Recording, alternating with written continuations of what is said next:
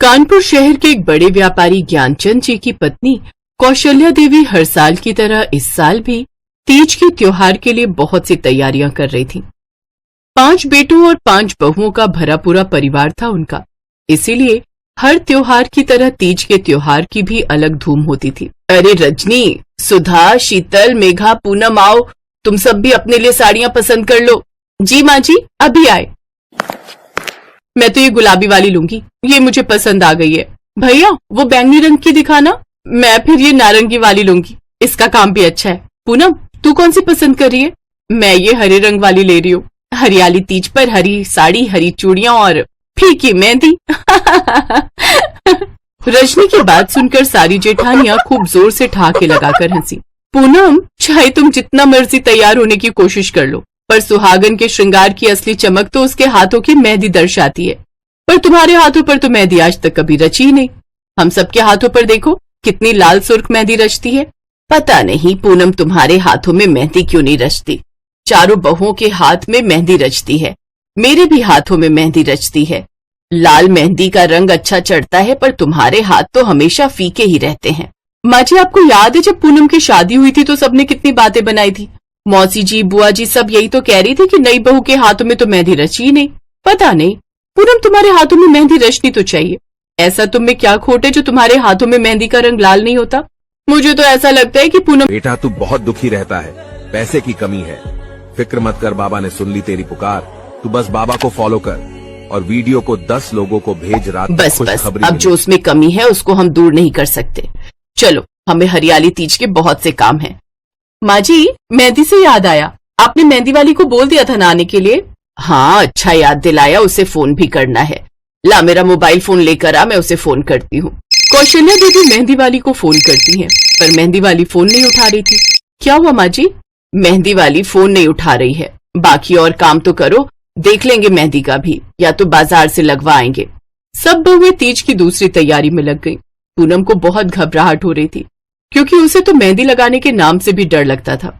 इस बार भी वो यही सोच रही थी कि तीज की मेहंदी इस बार भी उसके हाथों में ना सजी तो सब उसका फिर से मजाक उड़ाएंगे। पूनम माँ पार्वती से प्रार्थना करती है, हे माता पार्वती, आप तो जानती हो कि मुझे मेहंदी लगाने का बहुत शौक है, पर मेरे हाथों में मेहंदी कभी नहीं रचती। माँ इस बार मेरी मेहंदी हाथों पर रच जाए, मुझ पर कृपा करना। पूनम की आंखों में आंसू थे। इधर सब दूसरे कामों में लग गई तो मेहंदी वाली का किसी को ध्यान ही नहीं आया। तीज का दिन आया, सभी बहुत सुंदर सुंदर साड़ियां और जेवर पहनकर तैयार हो गई, पर सबके हाथ बिना मेहंदी के थे, क्योंकि बाजार जाकर मेहंदी लगवाने का किसी को समय ही नहीं मिला। माँ जी अब हम क्या करें? सब पूजा करेंगे शाम को तो हमारे हाथों की तरफ ही देखेंगे। हम में से तो किसी ने भी इस बार मेहंदी नहीं लगाई, और बाजार में तो बहुत भीड़ होने वाली है। हम सब मेहंदी कैसे लगाएंगे? अरे उस दिन मेहंदी वाली को फोन करने के बाद दोबारा मेरे दिमाग से उतर गया। तुम सब में से किसी ने मुझे याद नहीं दिलाया। मैं तो अपनी सहेलियों को मेहंदी का सुंदर डिजाइन दिखाती थी हर साल। अब इस साल क्या कहूंगी कि मैंने मेहंदी ही नहीं लगाई। पूनम की तो कोई बात नहीं, इसका तो सबको पता है कि इसके हाथों में मेहंदी रचती नहीं है, पर हम सबके हाथों में तो गहरा लाल रंग रचता है मेहंदी का। सब कितनी बातें बनाएंगी कि कौशल्या देवी की बहुओं ने मेहंदी ही नहीं रचाई।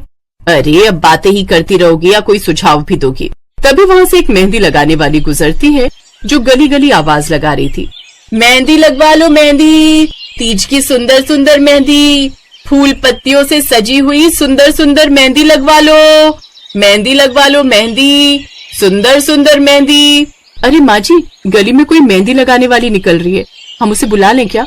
हाँ हाँ बुला लो, देर मत करो, नहीं तो किसी और के घर में चली जाएगी। जल्दी बुला लाओ। ठीक है मैं आवाज लगाती हूँ।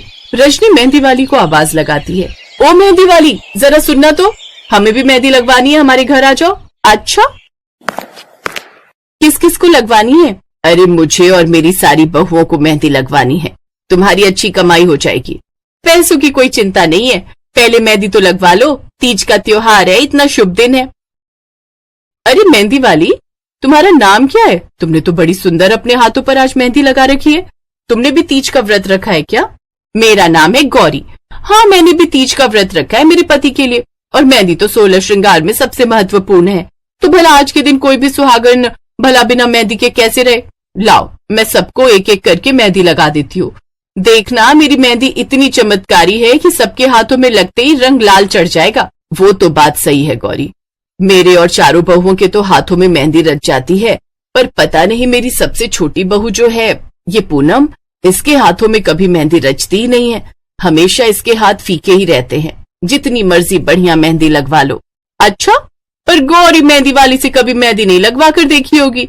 आज मैं मेहंदी लगाऊंगी, और अगर पूनम को अपनी देवी पार्वती पर पूरा भरोसा है तो आज इसकी मेहंदी जरूर रचेगी।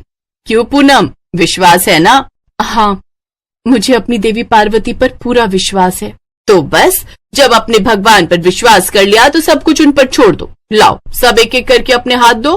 कोई नहीं जानता था कि आज अपनी भक्त पूनम के हाथों पर तीज की मेहंदी लगाने के लिए स्वयं माता पार्वती धरती पर आई हैं। माता पार्वती मेहंदी वाली के रूप में सबको एक एक करके बहुत सुंदर मेहंदी लगाती हैं। पूनम माता पार्वती का नाम मन ही मन ले रही थी, और ये बात माता पार्वती जानती थी। फिर तो चमत्कार होना ही था। जैसे ही पूनम के हाथों में मेहंदी लगी, तुरंत ही मेहंदी का रंग हाथों पर चढ़ने लगा। सब जेठानियां और सास ये देखकर हैरान रह गई कि जिस पूनम की शादी तक में मेहंदी नहीं रची थी, आज उसके हाथों पर मेहंदी रच गई। पूनम की सास और जेठानियों के हाथों में तो हमेशा की तरह मेहंदी का रंग आया, पर पूनम के हाथों में तो जो मेहंदी का निखार आया था वो सचमुच बहुत ही सुंदर, चमकदार, लाल गहरा रंग था। पूनम बहुत खुश होती है। पूनम की सास और जेठानियां एक दूसरे की मेहंदी देखने लगी तो किसी का ध्यान मेहंदी वाली पर गया ही नहीं। तभी माता पार्वती पूनम को दर्शन देती है। पूनम उन्हें प्रणाम करती है और उन्हें धन्यवाद कहती है। पूनम को आशीर्वाद देकर माता पार्वती अंतर्ध्यान हो जाती हैं। अरे, मेहंदी वाली कहाँ गई? माँ जी, वो तो चली गई। आप सब अपनी मेहंदी देख रहे थे ना, मुझसे कहकर गई हैं। पूनम, मेहंदी वाली ने तो कमाल कर दिया। तेरे हाथों पर तो बहुत सुंदर मेहंदी रची है। चल, अच्छा है, अब तेरे हाथ भी मेहंदी से रचे होंगे।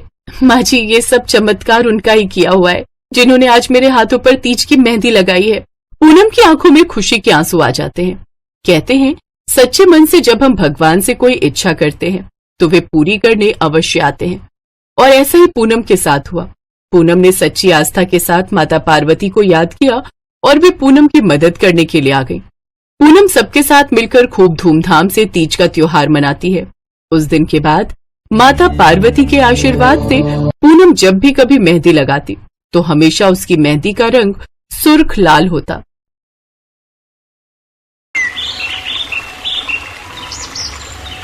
भगवान शिव तपस्या से उठे तभी उन्होंने माता पार्वती को कहीं से आते हुए देखा। अरे देवी पार्वती, आप कहाँ से भ्रमण करके लौट रही हैं? देवी लक्ष्मी ने बुलाया था। बहुत दिनों से दोनों मिले नहीं थे तो सोचा आज मिलाऊं। आपको पता है, विष्णु जी ने देवी लक्ष्मी के लिए बहुत सुंदर लहंगा साड़ी बनाई है, खुद अपने हाथों से सिली है। मेरा मन है आप भी मेरे लिए एक सुंदर सा लहंगा अपने हाथों से सिलो। मुझे भी आपके हाथों का सिला लहंगा पहनना है। माँ पार्वती की बात सुनकर शिवजी जोर से हंसे। देवी पार्वती, आपको लगता है कि मैं सिलाई कर पाऊंगा? यह सब कार्य करना मेरे बस की बात नहीं है। विष्णु जी ने भी तो देवी लक्ष्मी के लिए सिलाई की है। आप मेरे लिए इतना नहीं कर सकते? आपको मेरे लिए लहंगा सिलना ही होगा। बस मैंने कह दिया सो कह दिया। मैं भोजन बनाने जा रही हूँ। गणेश और कार्तिकेय लौटने वाले होंगे और आते से खाने को कुछ मांगेंगे। अरे देवी पार्वती, ये कैसी जिद है? मैं भला एक लहंगा कैसे सिल सकता हूँ? ये कैसी दुविधा में डाल दिया है तुमने। प्रभु, एक रास्ता है इस दुविधा से बाहर आने का। क्या रास्ता नंदी, जल्दी बताओ। प्रभु विष्णु जी ने सिलाई कहाँ से सीखी ये आपको वो बता सकते हैं। बस आप भी वहीं से सीख लेना। उसके पश्चात आप सुंदर सा लहंगा सिल सकते हैं। माता पार्वती को प्रसन्न करने का अब आपके पास यही एक रास्ता है। नहीं तो जहाँ तक मैं जानता हूँ, माता पार्वती तब तक आपसे बात नहीं करेंगी जब तक आप उनकी ये इच्छा पूरी नहीं कर देते। ये तो तुम सत्य कह रहे हो नंदी। ये तो मुझे पता है कैसे कैसे पापड़ बेलने पड़ते हैं पत्नी को मनाने के लिए। चलो मैं विष्णु जी से मिलकर आता हूँ। शिव जी विष्णु जी से मिलने पहुँचते हैं और उन्हें सारी बात कहते हैं। इसके लिए तो आपको यमपुरी जाना होगा, क्योंकि मैंने भी सिलाई यमलोक के दर्जी मंगत राम से सीखी थी। वो तो मैं एक दिन किसी कार्यवश यमराज जी से मिलने गया था। काफी समय से देवी लक्ष्मी मुझसे कोई भेंट देने के लिए कह रही थी। बस वहाँ मुझे मंगत राम मिला। यमराज जी ने बताया कि मंगत राम यमलोक का बहुत अच्छा दर्जी है और सबके कपड़े वही सिलता है। बस मैंने उससे सिलाई सीखी और वही मैंने लहंगा साड़ी तैयार की। बस वो उपहार देवी लक्ष्मी को बहुत पसंद आया। उसके पश्चात तो सारी कहानी आपके सामने ही है। ठीक है विष्णुदेव, फिर मैं यमलोक ही जाता हूँ। विष्णु जी से वार्तालाप करके भगवान शिव यमलोक की ओर चल पड़े। कुछ कुछ ही देर में शिवजी यमलोक पहुँचे। उन्होंने यमराज जी से अपनी बात कही। महादेव, मंगतराम के पास आजकल बहुत भीड़ है। स्वर्ग के देवताओं के साथ साथ नर्क के भी बहुत से प्राणियों की भीड़ उसके पास लगी हुई है। भीड़ पर क्यों? वो इसलिए महादेव क्योंकि मंगतराम का यमलोक में समय समाप्त हो चुका है। अब उसे धरती लोक पर नया जीवन प्राप्त होने वाला है। इस वजह से जो भी उसके ऑर्डर हैं, वो पूरे कर रहा है। इस समय पूरे यमलोक में मंगतराम के अलावा कोई दूसरा दर्जी भी नहीं है जो मंगतराम की मदद कर सके। इसी वजह से मंगतराम बहुत परेशान है। अच्छा, तो ये बात है। चलिए, मैं आपको मंगतराम से मिलवा देता हूँ। यमराज जी शिवजी को मंगतराम के पास लेकर जाते हैं। एक सिलाई मशीन पर एक बुजुर्ग दर्जी कपड़े सिलने में व्यस्त था और उसके पास वस्त्र सिलवाने वालों की लंबी कतार थी। मंगतराम, मेरी धोती तो अभी तक सिली ही नहीं है। कब तक दोगे? कितने दिन का कपड़ा तुम्हें दिया हुआ है? मंगतराम, मेरी धोती कब तक मिल जाएगी? मैं भी 4 चक्कर लगा चुका हूँ। अरे कुबेर जी, आप 4 चक्कर लगा चुके हो। मैं तो रोजाना ही पूछ कर जाता हूँ कि मेरे वस्त्र कब तक सिलेंगे। चिंता मत करो, मिल जाएंगे। अकेला हूँ, सारे काम एक साथ नहीं कर सकता।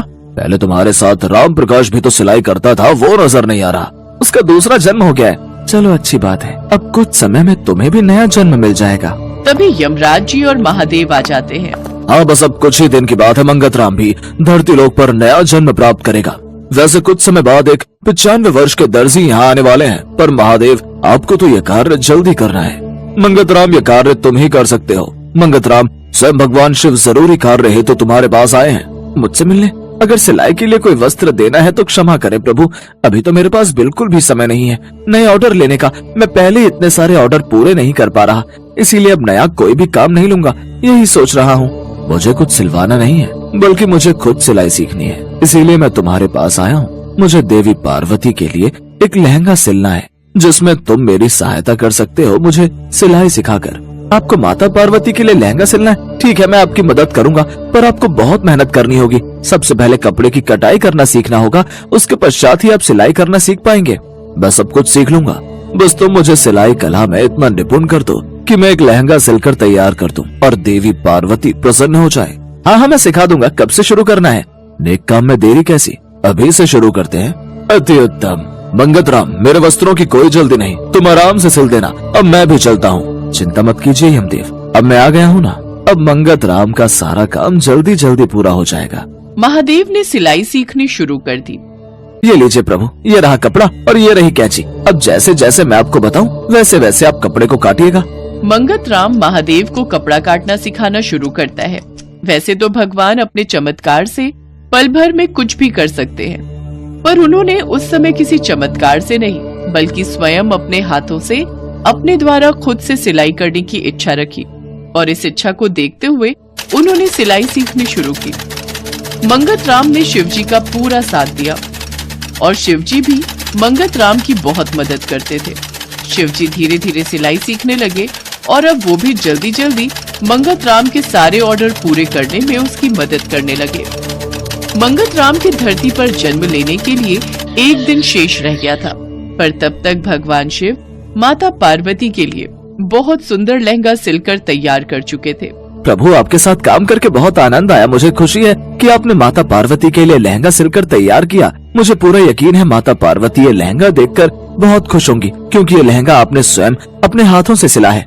मंगतराम, ये कार्य तुम्हारे प्रयास के कारण ही सफल हो पाया है। मैं तो सिलाई सीखने के बदले तुम्हें कुछ दे ही नहीं पाया। मांगो, तुम्हें क्या उपहार चाहिए? प्रभु, आपके साथ कुछ दिन बिताने का समय मिल गया, आपका आशीर्वाद प्राप्त हो गया। मेरे लिए यही सबसे अनमोल उपहार है। बस अगले जन्म में भी मुझे आपका आशीर्वाद प्राप्त होता रहे, आपकी कृपा मेरे ऊपर बनी रहे। मुझे बस यही आशीर्वाद चाहिए। तथास्तु। मेरी कृपा से तुम्हारा आने वाला ये जन्म बेहद सुखद रहेगा। तुम्हारे जीवन में किसी भी प्रकार की कोई कमी नहीं रहेगी। मेरा आशीर्वाद सदैव तुम पर बना रहेगा। जाओ मंगतराम, अपने नए जीवन की शुरुआत करो। मंगतराम को शिवजी के आशीर्वाद के साथ नया जीवन प्राप्त हो जाता है। उधर जब शिवजी वापस कैलाश लौटे और माता पार्वती को ये बात पता चली कि भगवान शिव इतने दिनों से यमलोक में रहकर सिलाई सीख रहे थे और उन्होंने स्वयं अपने हाथों से उनके लिए लहंगा सिलकर तैयार किया है, तो माता पार्वती की खुशी का ठिकाना नहीं था। वो खुशी से मुस्कुराती हैं और लहंगा पहनकर बहुत सुंदर तैयार होती हैं। भगवान शिव माता पार्वती को अपने हृदय से लगा लेते हैं और सभी देवी देवता उनके अद्भुत प्रेम को देखकर उन पर फूलों की वर्षा करते। बेटा, तू बहुत दुखी रहता है, पैसे की कमी है। फिक्र मत कर, बाबा ने सुन ली तेरी पुकार। तू बस बाबा को फॉलो कर और वीडियो को 10 लोगों को भेज, रात तक खुशखबरी मिलेगी।